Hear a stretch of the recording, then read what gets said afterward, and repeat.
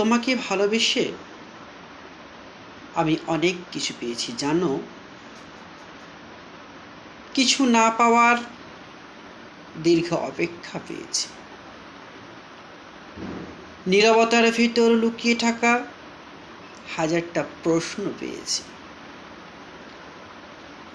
কখনো গভীর রাতে নিঃশব্দে ভেঙে পড়ার মুহূর্ত পেয়েছি, আবার ভোরের আলোয় সব কিছু ঠিক আছে এমন ভান করাও শিখেছি। তবুও আফসোস নেই, কারণ তোমাকে ভালো না বাসলে এতটা গভীর অনুভূতি, এতটা মায়া, এতটা নিঃশব্দ ব্যথা আমি কি কখনো পেতাম বলো?